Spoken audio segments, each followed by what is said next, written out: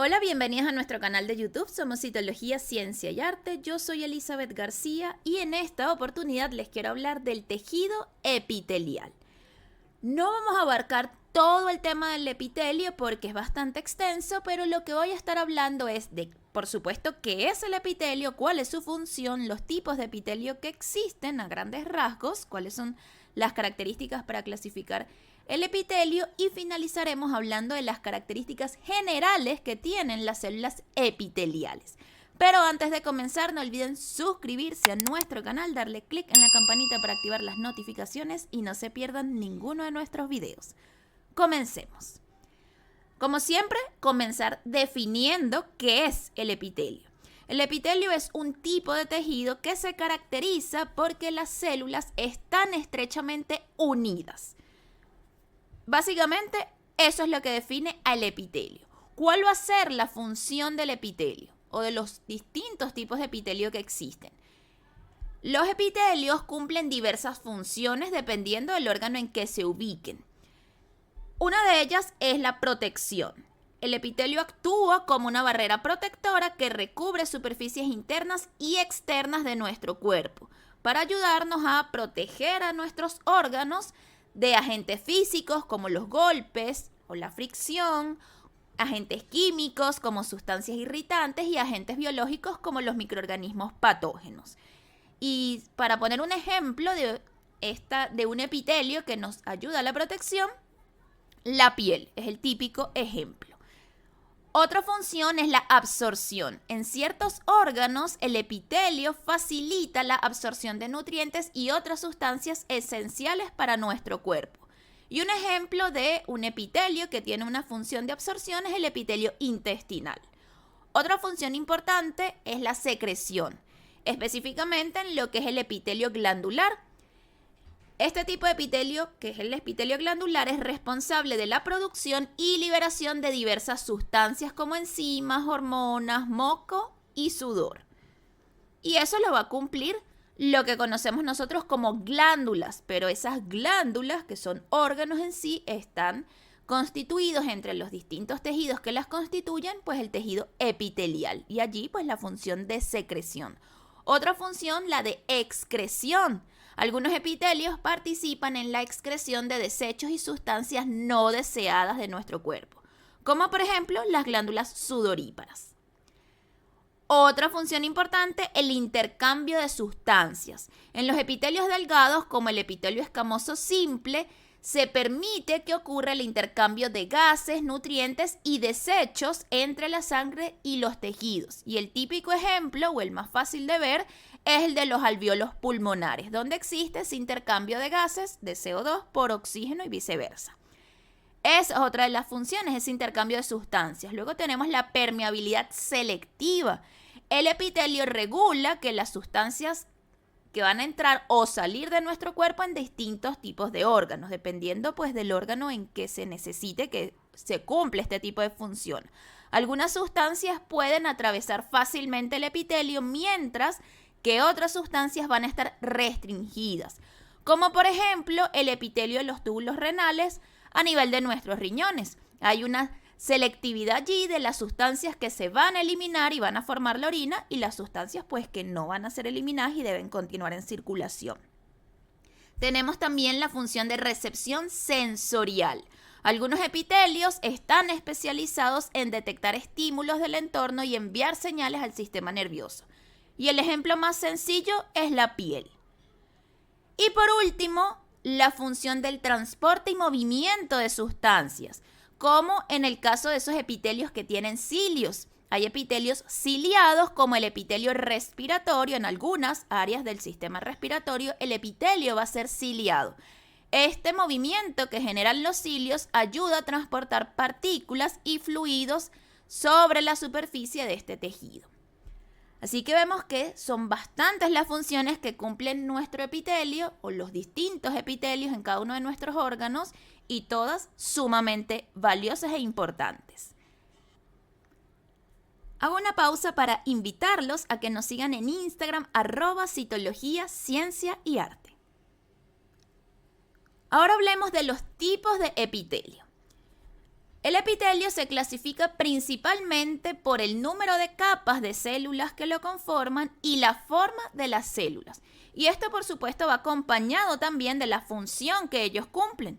Dependiendo de la morfología de la célula y la cantidad de capas que tenga ese epitelio, pues también está asociado a su función. Vamos a hablar de cómo se clasifican los epitelios según el número de capas. Aquellos epitelios que están constituidos por una única capa son llamados epitelios simples. Es adecuado para funciones como la absorción y filtración. El ejemplo que poníamos de el epitelio de los alvéolos, que es un epitelio simple, de una sola capa, porque existe un intercambio de sustancias. No nos sirve que si la función va a ser intercambiar sustancias o lo que ocurre en ese tejido es un intercambio de sustancias, que sea un epitelio con muchas capas. Entonces, epitelio simple, una única capa de células, y es adecuado para funciones de absorción y filtración, ya que permite el paso de sustancias con mucha mayor facilidad. Luego tenemos los epitelios estratificados, que son aquellos que tienen varias capas. Y esto le va a generar a ese tejido una mayor resistencia y lo hace adecuado para estar sometidos a ciertas circunstancias como el roce o la abrasión. Por ejemplo, un epitelio que es estratificado es el epitelio de nuestra piel, pero también existen otros lugares como por ejemplo a nivel vaginal, que el epitelio también está estratificado porque por supuesto pues el paso que hay allí de la menstruación, de las relaciones sexuales, así que es un epitelio que debe ser resistente. Y por último tenemos el epitelio pseudoestratificado. Este es un epitelio que se caracteriza porque aparenta tener múltiples capas debido a que los núcleos de las células están a diferentes alturas, pero en realidad es un epitelio simple, es decir, es una única capa de células. Están todas las células de ese epitelio tocando la lámina basal o la membrana basal. Un ejemplo de un epitelio pseudoestratificado es el epitelio de las vías respiratorias superiores como la tráquea. Van a estar todas las células en una única capa, pero los núcleos en distintas posiciones. Y eso le da una apariencia de estratificación. Por eso el nombre de pseudoestratificado, porque parece estar estratificado, pero realmente no lo está. Ahora vamos a hablar de la clasificación según la forma de las células. Vamos a tener epitelios escamosos o planos, porque están constituidos por células planas o escamosas. Estas células se caracterizan por ser delgadas y aplanadas como baldosas, bien aplastaditas. Son ideales para el intercambio de sustancias y se encuentran en áreas como los alvéolos pulmonares y en el endotelio de los vasos sanguíneos. También en otros tejidos como en nuestra piel o también el ejemplo que les ponía anteriormente de la vagina o el cuello uterino, o la zona externa del cuello uterino, que está constituido por un epitelio de células escamosas. Dependiendo, pues va a ser, recuerden que estamos hablando del según el tipo de células. Por eso cuando vamos a nombrar un epitelio, mencionamos la cantidad de capas y el tipo de células. Y ya vamos al final a hacer un ejemplo de cómo nombraríamos el epitelio. Otra forma celular son las células cúbicas. Tienen forma de cubo y tienen un núcleo en posición central. Este tipo de células se encuentran comúnmente en glándulas y en conductos excretores, como por ejemplo en los túbulos renales o también en lo que sería la tiroides. Los acinos tiroideos están constituidos por células cúbicas.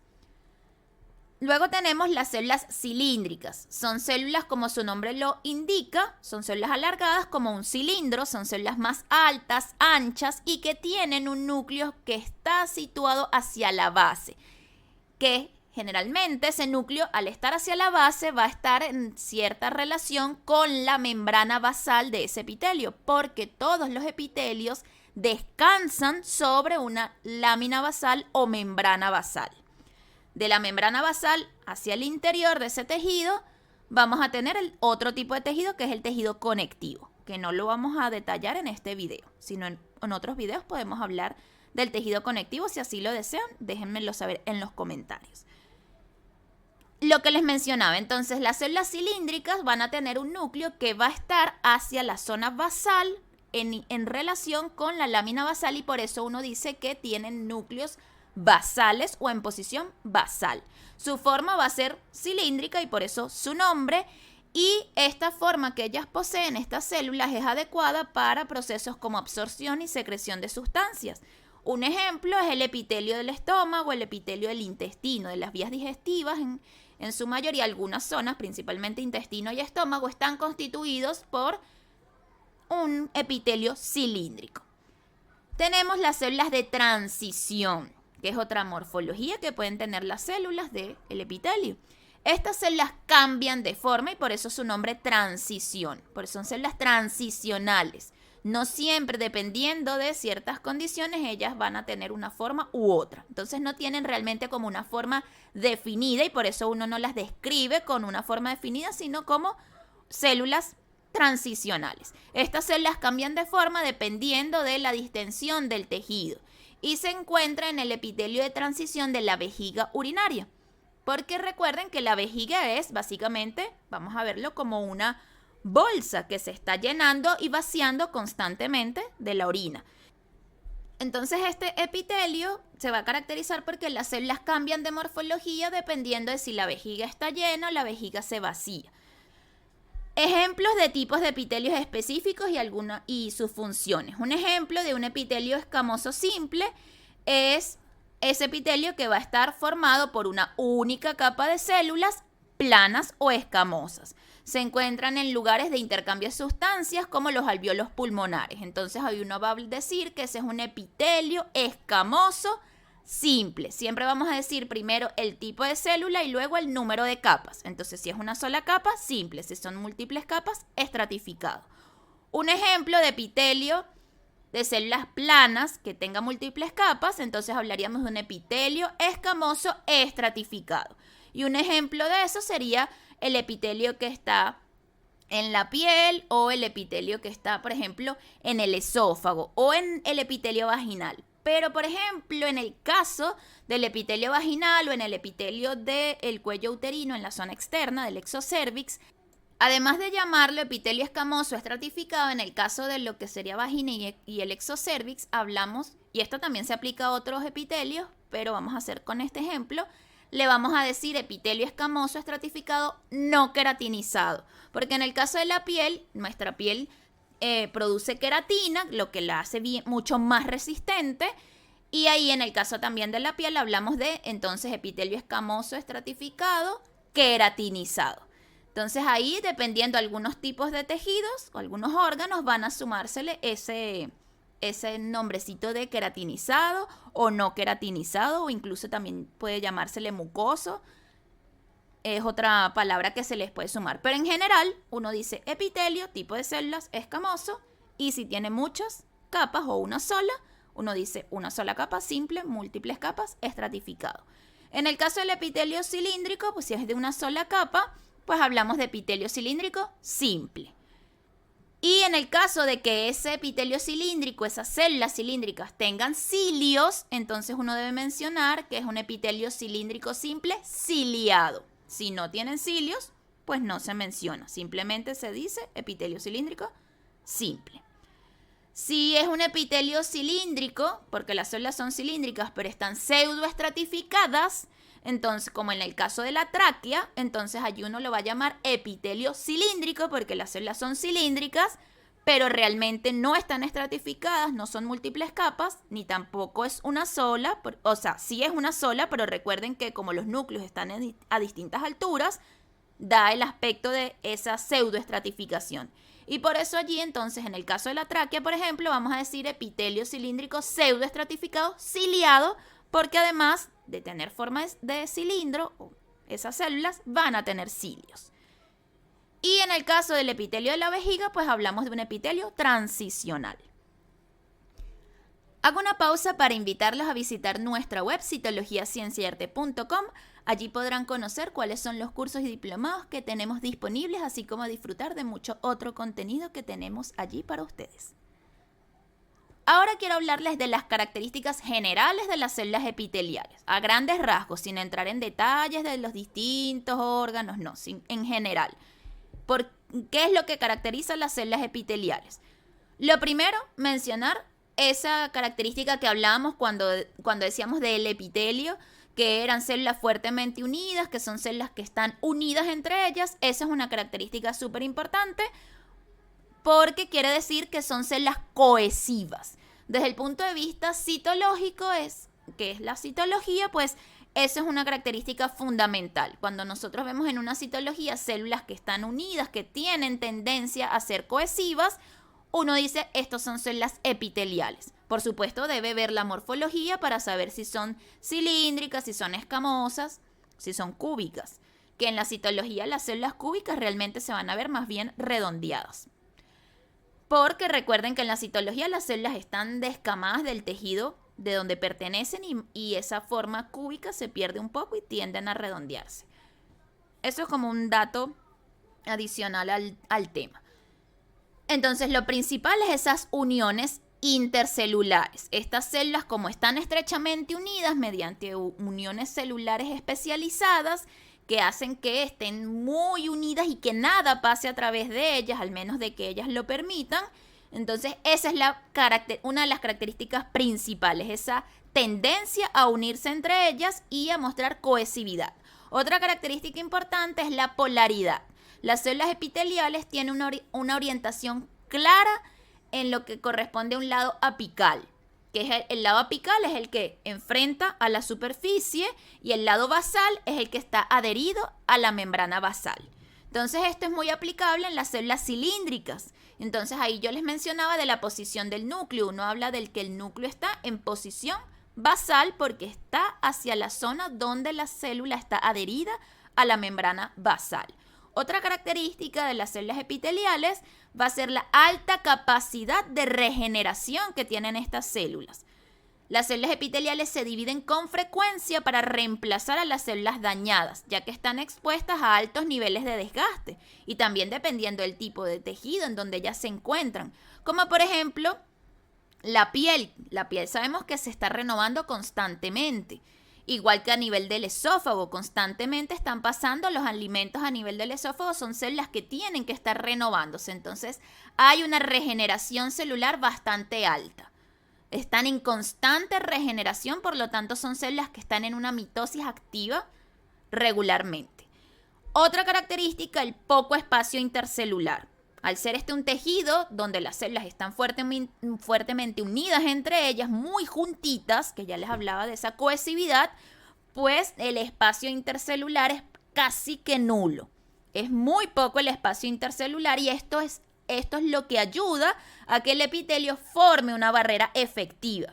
Porque como ya les mencionaba entre las funciones, no va a pasar cualquier cosa a través del epitelio.